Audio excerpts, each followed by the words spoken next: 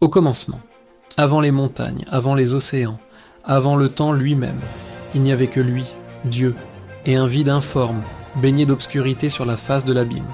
Puis un premier mot résonne dans l'éternité, un mot qui contient toute la puissance de la volonté divine, que la lumière soit, et la lumière fut. Non pas le soleil, pas encore, mais l'essence même de la clarté, séparée des ténèbres. Dieu appela la lumière jour et les ténèbres nuit.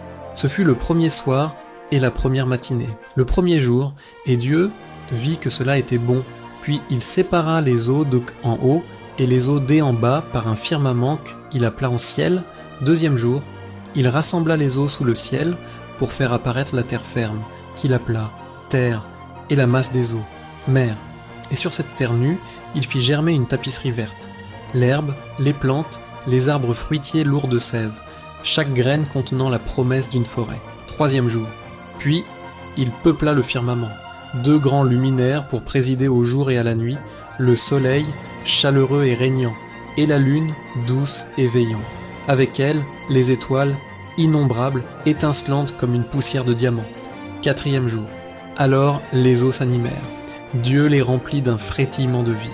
Les grands monstres marins glissant dans les profondeurs, les bancs de poissons argentés, et le ciel s'emplit de chants et de battements d'ailes, les oiseaux, de l'aigle majestueux aux minuscules passereaux. Cinquième jour, et Dieu dit que la terre produise des êtres vivants selon leur espèce. Alors défilèrent devant le Créateur le bétail, les animaux qui rampent sur le sol, et les bêtes sauvages de toute la terre. L'ours, le lion, la gazelle, le serpent, une symphonie du vivant, chaque créature unique. Le monde était maintenant un jardin vibrant, débordant de vie et d'harmonie, et Dieu vit que tout cela était très bon. Puis il y eut un silence particulier, un instant suspendu, comme si toute la création retenait son souffle. Dieu parla, mais cette fois ce fut une délibération au sein même de la divinité. Faisons elle, homme, à notre image, selon notre ressemblance. Qu'il domine sur les poissons de la mer, sur les oiseaux du ciel, sur le bétail, sur toute la terre. Et Dieu forma l'homme, non pas d'une parole, mais de la poussière même de la terre. Il modela cette argile avec des mains d'artiste et lui insuffla dans les narines un souffle de vie. Et l'homme devint un être vivant. Il l'appela Adam, tiré de la terre, et il le plaça dans un jardin qu'il avait planté en Éden. Un paradis où chaque arbre était plaisant à voir et bon à manger. Au centre du jardin, 2 arbres se dressaient, mystérieux, l'arbre de la vie et l'arbre de la connaissance du bien et du mal. Dieu donna une seule limite, un seul commandement, clair et simple: tu pourras manger de tous les arbres du jardin, mais tu ne mangeras pas de l'arbre de la connaissance du bien et du mal, car le jour où tu en mangeras, tu mourras. Puis Dieu dit, il n'est pas bon que l'homme soit seul. Je lui ferai une aide qui soit son vis-à-vis. Il fit passer devant Adam tous les animaux. Adam leur donna des noms, mais pour lui, parmi eux, il ne trouva point d'aide qui lui corresponde. Alors Dieu fit tomber un profond sommeil sur Adam. Pendant son sommeil, il prit une de ses côtes. De cette côte, il bâtit une femme et il l'amena vers l'homme. À sa vue, Adam s'exclama, son cœur comblé. Cette fois, voici l'os de mes os et la chair de ma chair. On l'appellera femme, car elle a été tirée de l'homme. C'était l'apogée. L'homme et la femme, nus et sans honte, vivant en parfaite harmonie. Le 7e jour, Dieu se reposa, contemplant l'œuvre parfaite de ses mains, et il le sanctifia. Mais dans ce jardin de lumière, une présence se glissa, la plus rusée de toutes les bêtes des champs, le serpent.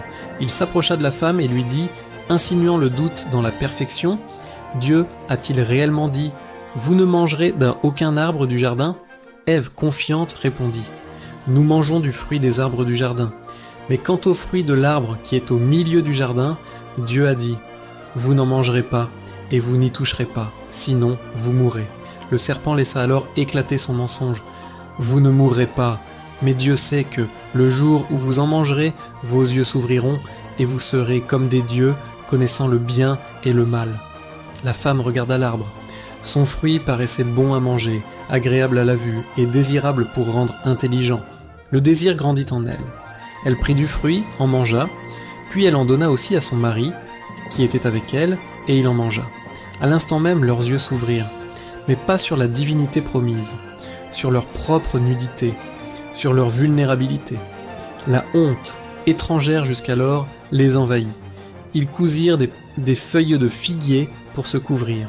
Et le soir venu, ils entendirent la voix de l'Éternel Dieu qui se promenait dans le jardin.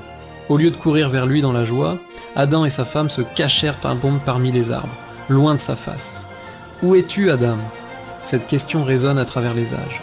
Ce n'est pas la question d'un policier, c'est l'appel blessé d'un père à son enfant perdu. Adam répond, la voix tremblante, « J'ai entendu ta voix dans le jardin. J'ai eu peur parce que j'étais nu et je me suis caché. » Dieu demanda, « Qui t'a appris que tu étais nu ?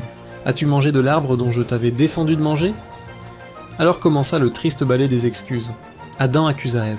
« La femme que tu as mise auprès de moi, c'est elle qui m'a donné du fruit et j'en ai mangé. » Ève accusa le serpent. « Le serpent m'a trompé et j'en ai mangé. » Alors Dieu prononça les conséquences de cette rupture, non comme une vengeance, mais comme la description du monde désormais brisé.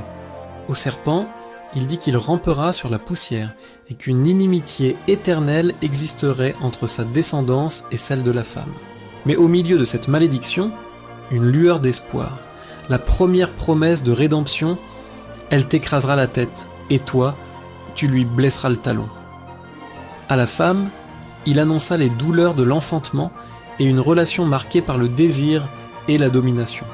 À l'homme, il déclara que le sol serait maudit à cause de lui. Il en mangerait les fruits à force de peine et de sueur, jusqu'à ce qu'il retourne à la poussière dont il fut tiré. Puis, dans un geste à la fois terrible et miséricordieux, l'Éternel Dieu fit à Adam et à sa femme des tuniques de peau pour les vêtir.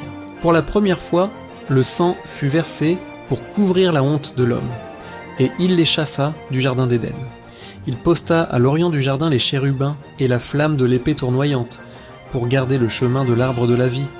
L'accès direct à la vie éternelle était désormais fermé. Ainsi se clôt le premier chapitre de l'humanité.